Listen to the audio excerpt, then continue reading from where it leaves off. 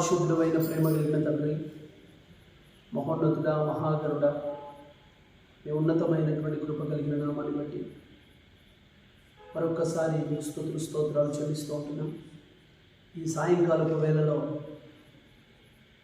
మీ పాదాల దగ్గరికి రావడానికి మీరు చూపిన కృపను బట్టి వందనాలు. మా పరిస్థితులన్నింటిలో కూడా మీరు తోడై ఉండి ఈ సాయంకాలపు వేళ వరకు మీరు మమ్మల్ని కాపాడినందులకై మీకు కృతజ్ఞతలు స్తోత్రాలు చెల్లిస్తున్నాం. ఈ రాత్రికాల సమయంలో నీ వాక్యం మీదకు మేము వస్తూ ఉంటుండగా ప్రభా, మరి ఒక ఉన్నతమైనటువంటి నడిపింపు చేత మీరు నడిపించమని ప్రార్థన చేస్తుంటున్నాం. వాక్యం వెలుగు తోడని వెలుగు కలుగును, అది తెలివి లేని వారికి తెలివి పుట్టించునని నీ వాక్యం సెలవిస్తూ ఉంటుండగా ఈ రాత్రికాల సమయమందు మా అందరికీ మీరు తెలివిని కలుగ చేయమని, జ్ఞానమును కలుగ చేయమని, మీ కృపను అనుగ్రహింప చేయమని, మహిమను మీకే ఆరోపిస్తూ సమయం మీ చేతుల్లోకి పెడుతూ యేసుక్రీస్తు నామంలో ప్రార్థించి అడిగి పొందుకొని ఉన్నాము తండ్రి. ఆమేన్. హల్లెలూయా. దేవునికి స్తోత్రం కలుగునుగాక. మరొకసారి ఈ రీతిగా కూడుకోవడానికి దేవుడు ఇచ్చిన మనకు అవకాశాన్ని బట్టి దేవునికి మహిమ కలుగునుగాక. ప్రియులారా, మనం ప్రతిరోజు ధ్యానించుకుంటున్నటువంటి అంశం మనందరికీ తెలిసినటువంటి లేఖన భాగం. మనం ప్రతినిత్యము ధ్యానించుకుంటున్నటువంటి అంశం 132వ కీర్తన 13-14 వచనాన్ని, దాంట్లో ఉన్నటువంటి సారాంశాన్ని, దాంట్లో ఉన్నటువంటి లోతైనటువంటి విషయాల్ని మనం తెలుసుకుంటూ వస్తూ ఉన్నాం. దావీదు దేవుని మందిరాన్ని కట్టాలని అనుకున్న తర్వాత దేవుడు దావీదు చేత ఆ మందిరాన్ని కట్టించుకోలేదనే విషయాన్ని మనం చూసాం. ఎందుకు దావీదు చేత దేవుడు మందిరం కట్టించుకోలేదు అంటే, దావీదు యొక్క చేతులు రక్తములిగించినటువంటి చేతులు, యుద్ధం చేసినటువంటి చేతులు, అనేకమైనటువంటి శత్రువుల యొక్క ప్రాణాన్ని తీసినటువంటి చేతులు అవి. కాబట్టి దేవుడు అంటాడు, నీ చేతులతో నాకు మందిరం కట్టడం నాకు ఇష్టం లేదని అంటాడు. అయితే అదే కీర్తనలో 132వ కీర్తనలో 13-14 వచనాలకు వచ్చేసరికి, యెహోవా సీయోనును ఏర్పరచుకొని ఉన్నాడు, ఇది నేను కోరిన స్థానము, ఇక్కడనే నేను విశ్రమించేదను, ఇక్కడనే నేను నివసించేదను అని దేవుడు తనలో ఉన్నటువంటి భావాన్ని వ్యక్తపరిచాడు. దేవుడు కోరుకున్నది ఏంటిది అని అంటే, సియోనును కోరుకున్నాడు. ఆ సియోనులో ఆయన ఉండాలని అనుకున్నాడు. ఆయన సియోనులో విశ్రమించాలి అని అనుకున్నాడు. ఆ సియోనులోనే ఆయన నివసించాలని అనుకున్నాడు.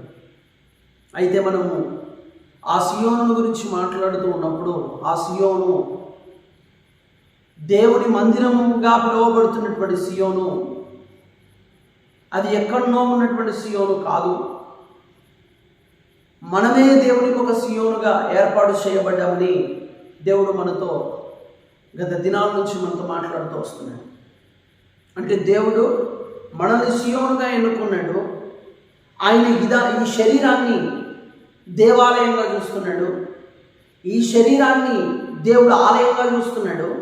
ఈ శరీరాన్ని పరిశుద్ధమైనటువంటి స్థలముగా ప్రభువు చేసి, దాంట్లో ప్రభు ప్రత్యక్షత, దాంట్లో ప్రభు యొక్క మహిమ, దాంట్లో ప్రభు యొక్క తేజస్సు, ఆయనే మన లోపలికి వచ్చి నివసించాలని అనుకుంటున్నాడు. అయితే ఆయన మన లోపలికి వచ్చి నివసించాలి అని అంటే, మొట్టమొదటగా ఈ ఇల్లు అంటే ఈ దేవాలయం శరీరముగా ఇచ్చినటువంటి, మనకు శరీరముగా ఇచ్చినటువంటి దేవుని యొక్క దేవాలయంగా పిలువబడుతున్నటువంటి ఈ శరీరం దేవుడు రావడానికి, అంటే ఈ శరీరంలోకి దేవుడు రావడానికి కావలసినటువంటి సిద్ధపాటు కావాలి. ఎట్లా పడితే అట్లుంటే ఈ శరీరంలోకి దేవుడు రాడని మనం నేర్చుకున్నాం. ఏ రకంగా పడితే ఆ రకంగా ఉంటే ఈ శరీరంలోకి దేవుడు రాలేడని మనం నేర్చుకుంటున్నాం. అయితే ప్రియులారా, మోషే ప్రత్యక్షపు గుడారాన్ని మనం నమూనాగా తీసుకొని, మోషే ప్రత్యక్షపు గుడారం లోపల దేవుని యొక్క ప్రసన్నత ఆకాశంలో నుంచి, ఆ పరలోకంలో నుంచి, అత్యున్నత సింహాసనం ఎదుట నుంచి ఆయన ప్రత్యక్షత మోషే ప్రత్యక్షపు గుడారంలోకి దిగొచ్చింది. ఆనాడు ఏ రీతిగా దిగొచ్చింది అని అంటే, ఆనాడు ఏ రీతిగా దేవుని యొక్క మహిమ మందిరం లోపలికి వచ్చింది అని అంటే, మందిరము లోపల ఉపకరణాలన్నీ చేర్చబడిన తర్వాత, మందిరం లోపల అన్ని వస్తువులు సమకూర్చబడిన తర్వాత, మందిరం అంతా కట్టబడిన తర్వాత, మందిరంలో ఉన్నటువంటి ఉపకరణాలన్నీ చేర్చబడిన తర్వాత దేవుని యొక్క ప్రత్యక్షత ఆ మందిరం మీదకి దిగొచ్చింది. అయితే ఈ మందిరం మీద కూడా దేవుని మహిమ దిగి రావాలని దేవుడు ఆశపడుతున్నాడు. నేను కోరినటువంటి స్థానం ఏమో కాదు, నేను భవంతులలో ఉండేటువంటి దేవుడిని కాదు, నేను ఆకాశములు పట్టచాలనేటువంటి నీవు కట్టు మందిరంలో నేను ఉండలేనని అంటాడు ఆయన. హస్తకృత్యమైనటువంటి ఆలయాలలో, చేతులతో తయారు చేసినటువంటి మందిరాలలో, చేతులతో తయారు చేసినటువంటి గుడారాలలో నేను ఉండలేనంటాడు ఆయన. ఆయన ఎక్కడ ఉండాలంటాడంటే, నేను ఎక్కడ ఉంటాను అని అంటాడంటే, నేను నీ హృదయంలో ఉండాలని ఇష్టపడుతున్నానంటాడు. అపోస్తలుడైనటువంటి పౌలు గారు కొరింథీయులకు పత్రికను రాస్తూ అంటాడు, నీ దేహమే దేవునికి ఆలయమై ఉన్నదని మీరు ఎరుగరా అని అన్నాడు. అంటే ఈ దేహాన్ని, ఈ శరీరాన్ని దేవుడు ఎట్లా చూస్తున్నాడు అంటే ఆలయంగా చూస్తున్నాడు, గుడిగా చూస్తున్నాడు, పరిశుద్ధమైనటువంటి స్థలంగా చూస్తున్నాడు, తాను మెచ్చినటువంటి స్థలంగా చూస్తున్నాడు, తాను ఉండేటువంటి స్థలంగా చూస్తున్నాడు, తాను ఉండాలనుకుంటున్నటువంటి స్థలంగా చూస్తున్నాడు. అయితే ఈ శరీరం సిద్ధంగా ఉందా? దేవుడు రావడానికి, దేవుడు మన లోపలికి రావడానికి, దేవుడు మన లోపల ఉండడానికి ఈ శరీరం సిద్ధంగా ఉందా? ఈ ఆలయం సిద్ధంగా ఉందా? ఈ ఆలయంలో అన్ని ఉపకరణాలు చేర్చబడ్డాయా? ఈ ఆలయంలోకి అన్ని వస్తువులు వచ్చాయా? ఈ ఆలయంలో దేవుడు కోరుకున్నటువంటి ప్రత్యక్షత రావాలంటే, దేవుడే మన లోపలికి రావాలంటే ఈ ఆలయం సిద్ధపడిందా? ఈ ఆలయంలో ఇంకేమైనా తక్కున్నాయా?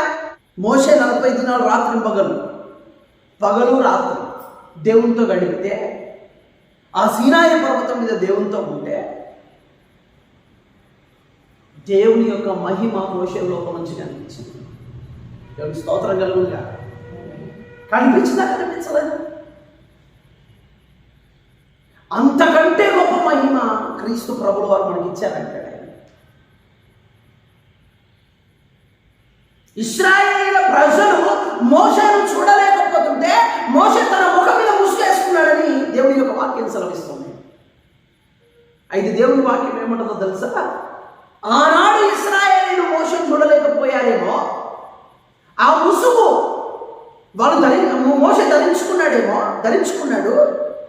కానీ నేడు ముసుగు లేకుండానే దేవుని చూసే ప్రత్యక్షత మనకి ఇచ్చాడు ప్రభు. హల్లెలూయా. ఇప్పుడు మనకు ముసుగు అవసరం లేదు దేవుని చూడాలంటే. ముసుగు లేకుండానే ఆయన మహిమను ఎవరు చూడలేడు అన్నాడు. దేవుడు అన్నాడు, నా మహిమను ఎవరు చూసి బ్రతకలేడు అన్నాడు. కానీ యేసు ప్రభు ద్వారా మనం తండ్రి మహిమను చూడగలిగిన కృప దేవుడు ఇస్తున్నాడు. స్వయంగా దేవుని చూసే కృప, స్వయంగా దేవుడి దగ్గరికి వెళ్ళే కృప, స్వయంగా దేవుడితో మాట్లాడగలిగేటువంటి కృప యేసు ప్రభు ద్వారా, యేసు నామములో స్వయంగా తండ్రిని అడిగేటువంటి కృప దేవుడు మనకి ఇచ్చాడు. హల్లెలూయా. అయితే ప్రియులారా, ఇప్పుడు ఈ గుడారము, ఏ గుడారం అయితే దేవుడు ఎన్నుకున్నాడో, మీరు మందిరాలు అనుకోకండి, మనమే ఒక మందిరం, మనమే ఒక గుడి, మనమే ఒక దేవాలయం, మనమే దేవునికి గుడారం. ఈ గుడారం లోపలికి దేవుడు రావాలంటే ఈ గుడారం పరిశుభ్రంగా ఉండాలి. అంతేనా? శుభ్రత ఉంటే దేవుడు వస్తాడా? శుభ్రత లేకుండా వస్తాడా? మీరు చెప్పాలి. శుభ్రత ఉంటే వస్తాడా? శుభ్రత లేకుంటేనా? శుభ్రత ఉండాలి కదా. మరి ఈ మందిరము లోపలికి దేవుడు రావాలంటే శుభ్రత ఉండాలా? హల్లెలూయా. శుభ్రత ఉందా మనకు? దేవుని స్తోత్రం కలుగునుగా. మనకు నిజంగానే శుభ్రత ఉందా? అయితే దేవుడు అంటున్నాడు, శుభ్రతను తెచ్చుకో. ప్రతిదినం మనం ధ్యానిస్తున్నాం. ఒక్కొక్క వస్తువు మందిరం లోపల ఒక్కొక్క విషయాన్ని మనకు నేర్పిస్తుంది. ఒక్కొక్క ఉపకరణం ఒక్కొక్క విషయాన్ని మనకు నేర్పిస్తుంది. నీ లోపలికి దేవుడు రావాలంటే ఉట్టిగానే రాడు బిడ్డ. నీ లోపల దేవుడు నివసించాలంటే ఉట్టిగా నివసించాడు బిడ్డ. నీ లోపలికి దేవుడి ప్రత్యక్షత రావాలని అంటే ఊరికేనే రావు. మోషే గుడారాన్ని దేవుడు కట్టుమని చెప్పినప్పుడు మోషేనట దేవుడు చెప్పిన దాంట్లో దేన్ని తప్పిపోలేదని వాక్యం చెప్తాను. ఎంత నమ్మకంగా చేశాడో తెలుసా దేవుని మందిరాన్ని? దేవుని మందిరాన్ని ఎంత జాగ్రత్తగా కట్టాడో తెలుసా? ఈరోజు ఈ శరీరానికి సాదృశ్యంగా ఉన్నటువంటి ప్రత్యక్ష గుడారాన్ని మోషే జాగ్రత్తగా, వేరే ఆలోచన లేకుండా, వేరే ఏ పని పెట్టుకోకుండా అన్ని పక్కకు పెట్టి జాగ్రత్తగా దేవుని యొక్క మందిరాన్ని కట్టించాడు. ఆయన నాయకత్వంలో కట్టించబడింది. హల్లెలూయా. ప్రియులారా, మరి నిన్నటి దినం మనం కొన్ని విషయాలు నేర్చుకున్నాం. బలిపీఠముల గురించి మనం నేర్చుకున్నాం. బలిపీఠము విరిగిపోయినా నలిగిపోయినటువంటి మనస్సుకు సూచన అని మనం నేర్చుకున్నాం. అంటే బయటి ఆవరణలో ఉన్నటువంటి బలిపీఠం మనకేం నేర్పిస్తుంది? విరిగి నలిగిన హృదయాన్ని నేర్పిస్తుంది.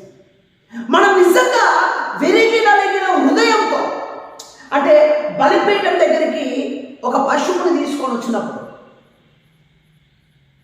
ఒక గొర్రెను కానీ ఒక మేకను కానీ తీసుకొని వచ్చినప్పుడు, ఆ తీసుకురాబడినటువంటి బలి పశువు బలిపీఠం మీదకి రావాలి. మొదట దాని గొంతును కోయాలి, దాని రక్తమంతా పాత్రలో పట్టుకొని శుద్ధి చేయాలి. ఆ తర్వాత అంటే ఆ గొర్రె యొక్క తలను కోసేయాలి. ఆ రక్తమంతా బలిపీఠం యొక్క అంచు భాగాన దాన్ని కుమ్మరించాలి. ఆ తర్వాత ఆ తలనంతా తీసేసేయాలి.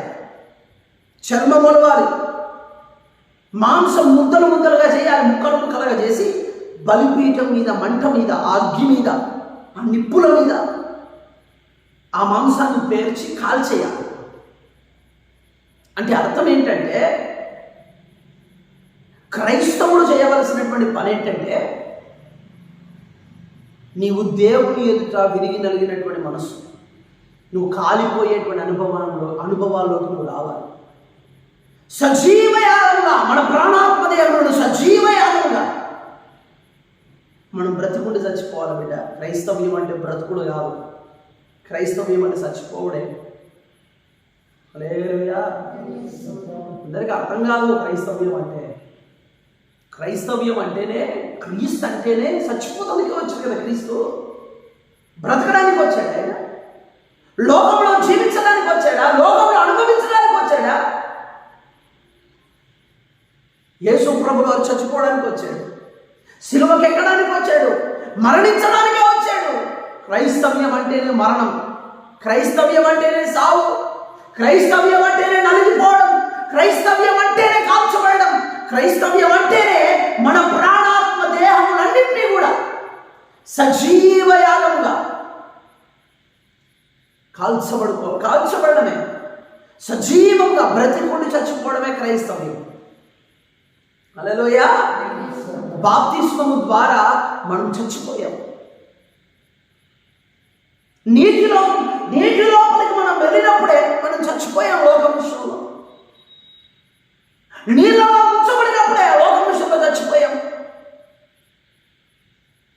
హల్లెలూయా. నిజంగా చచ్చిపోతున్నామా? పాపం విషయంలో ప్రతిసారి చనిపోగలిగినటువంటి అనుభవం మనకుందా? పాపం అంటే మనం ఏమనుకుంటామంటే, పాపం అంటే త్రాగుడు మానేస్తే పాపం పోయిందని అనుకుంటాం. బీడీ తాగేటోడు బీడీ మానేస్తే పాపం పోయిందని అనుకుంటాడు. వ్యభిచారం చేసేటోడు వ్యభిచారం చేయడం మానేస్తే పాపం పోయిందని అనుకుంటాడు. మనకి ఇవే పాపాలు అనిపిస్తాయి. కానీ దేవుని దృష్టిలో ఇవి మాత్రమే కాదు, ఇంకా చాలా ఉన్నాయి పాపాలు. అసూయ పాపం, క్రోధం పాపం, కామ పాపం, జారత్వం పాపం, అల్లరి పాపం, అబద్ధం పాపం. దేవుని దృష్టిలో ఎన్ని పాపాలు ఉన్నాయో తెలుసా? గలతీయులకు రాసిన పత్రిక 5వ అధ్యాయంలో 19వ వచనంలో చాలా స్పష్టంగా అసూయ, ద్వేషం, ఇవన్నీ పాపాలని దేవుని యొక్క వాక్యం సెలవిస్తుంది. శరీరాశ పాపం, నేత్రాశ పాపం, జీవం, డబ్బం, పాపం, ఇవన్నీ పాపాలే. దీంట్లో ఏవి మన లోపల ఉన్నా ఆయన నిత్య రాజ్యానికి మనం వారసులం కాలేదు. హల్లెలూయా. ఈడున్న కొంచెం కోసమే మనం చచ్చిపోవడానికి కూడా పోరాడుతాం, గెలవాలని చూస్తాం, ఎన్నో రకాలైనటువంటి యుద్ధాలు చేస్తాం. కానీ ఆ మహిమ కలిగినటువంటి లోకం కోసం మనం ఏం చేయం. హల్లెలూయా. ఆ మహిమ కలిగినటువంటి లోకం కోసం మనం చేయాల్సింది ఉంది. అదేంటంటే ఈ లోకంలో నువ్వు బ్రతికుండి చావడమే. కోపం వస్తుంది, కోపాన్ని చంపుకోవాలి. చంపుకోవడం అంటే ఏంటనుకున్నారు? చావడం అంటే ఏంటని అనుకుంటున్నారు? గొంతు మీద కత్తి పెట్టుకుని చచ్చిపోవడం అనుకుంటున్నారు. ఏమి నీ కోపం వచ్చిందా? అప్పుడు నువ్వు పెట్టుకోవాలి, నీ కోపాన్ని చంపుకునేటువంటి ప్రయత్నం చేయాలి. వ్యభిచారం చేయాలని ఆలోచన పుడుతుందా? చంపుకోవాలి. దొంగతనం చేయాలనే మనసు పుడుతుందా? చంపుకోవాలి. మందు తాగాలనే కోరిక పుడుతుందా? చంపుకోవాలి. చెడ్డ స్నేహం చేయాలని అనిపిస్తుందా? చంపుకోవాలి. అసూయ పుడుతుందా? వాడు ఎదుగుతూ ఉంటే చంపుకోవాలి. ద్వేషం వస్తుందా? ఇతరులను చూస్తే చంపుకోవాలి. కులం చూస్తే ఇంకోటి కలుగుతుందా? చంపుకోవాలి. మతం చూస్తే ఇంకోటి కలుగుతుందా? చంపుకోవాలి. ఇవన్నీ మనం చంపుకోవడం, బ్రతికుండి చావడం అంటే ఇదే. హల్లెలూయా. యేసు ప్రభు ఎంత గొప్పవాడో తెలుసా? ఎంత గొప్పవాడంటే, నా వైపు చూడాలి. యేసు ప్రభు ఎంత గొప్పవాడంటే, ఆయనను మించిన బోధకుడు ఈ ప్రపంచంలో ఎవ్వడు కూడా ఉన్నాడు. హల్లెలూయా. యేసు ప్రభువుల వారు ఒకరోజు వీళ్ళందరికీ ఒక డిస్టర్బెన్స్ ఉంది. శిష్యులందరికీ ఒక డిస్టర్బెన్స్ ఉంది. ఈ డిస్టర్బెన్స్ ఉంటే యేసు ప్రభువుల వారు ఆ డిస్టర్బెన్స్ క్లియర్ చేయాలని అనుకున్నాడు. వాళ్ళ లోపల ఒక మదనం, ఒక అంతర్మదనం లోపల ఉంటాయి కదా.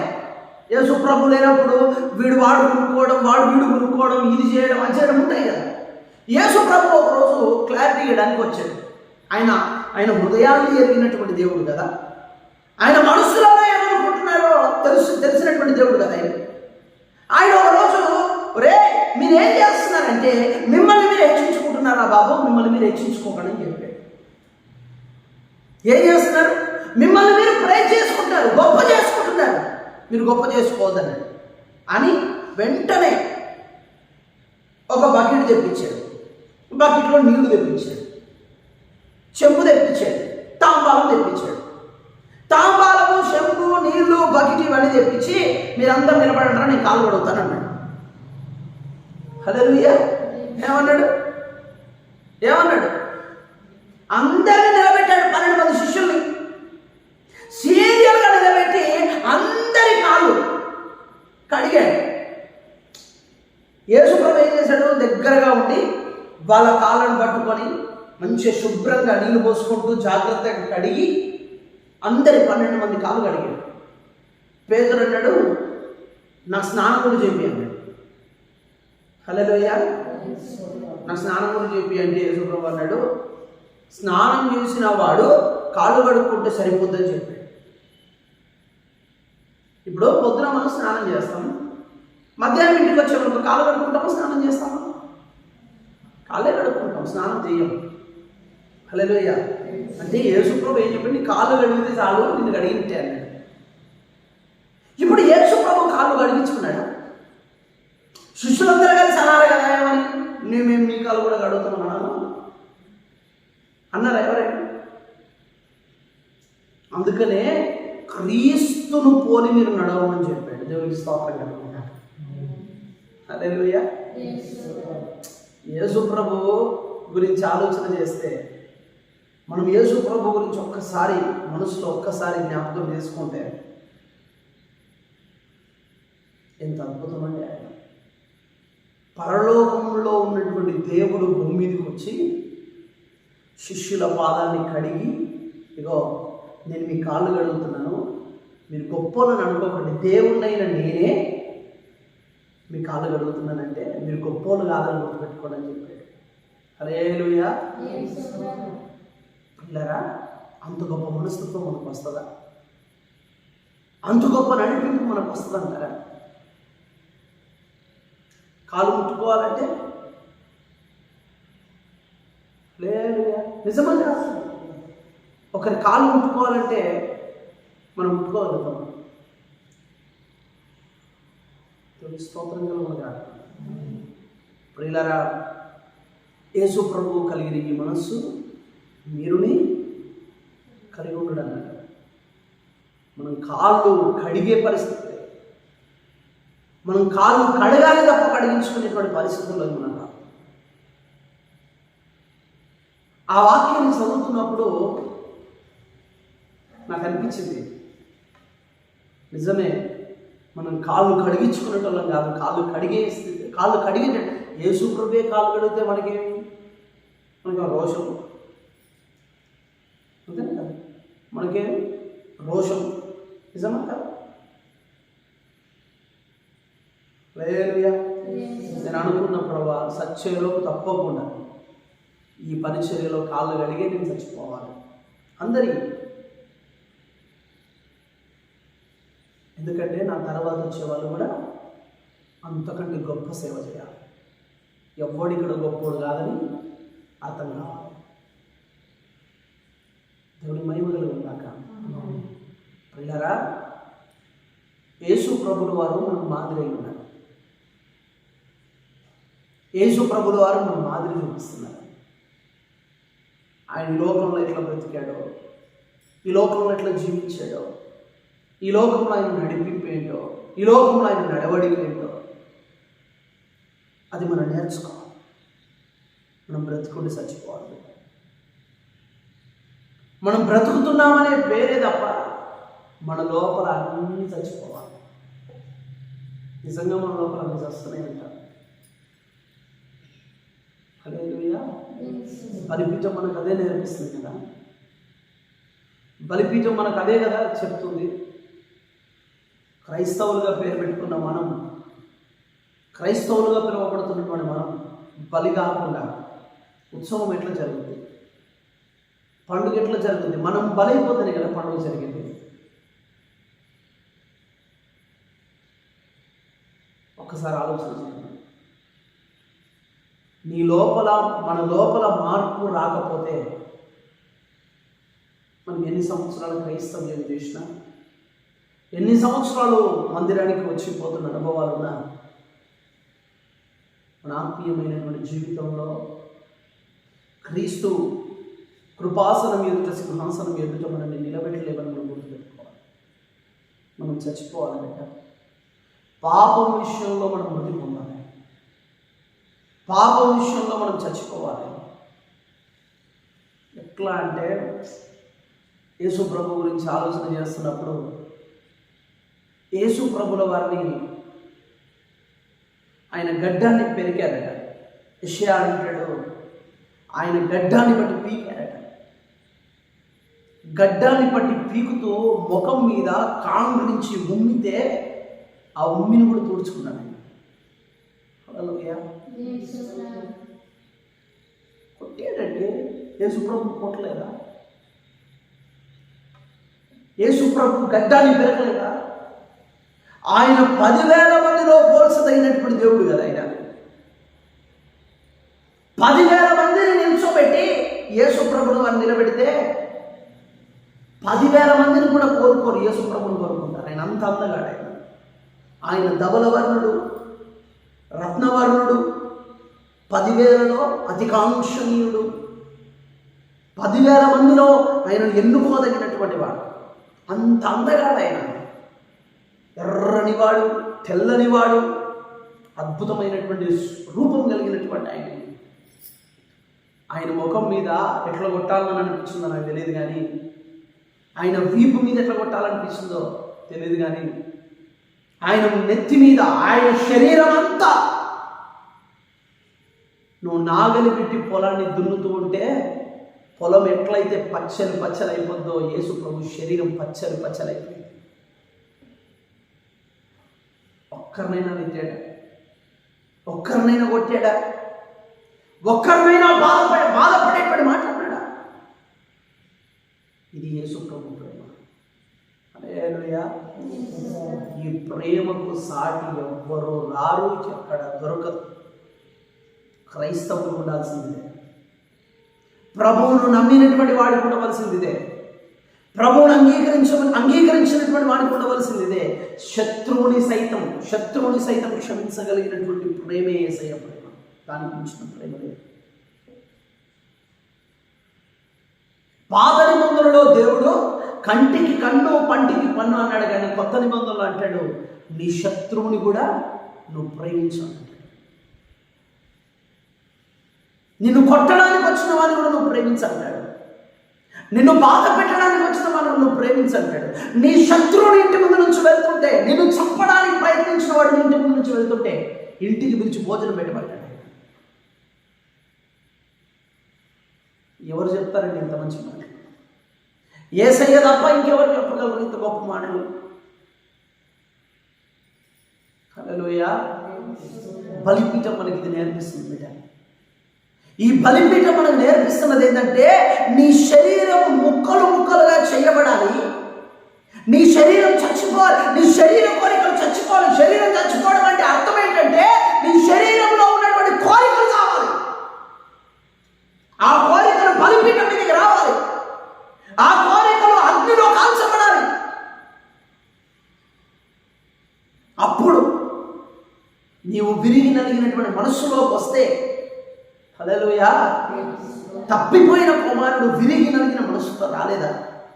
అన్ని పోగొట్టుకొని అంతా అయిపోయిన తర్వాత తండ్రి దగ్గరికి పరిగెత్తుకొని రాలేదా?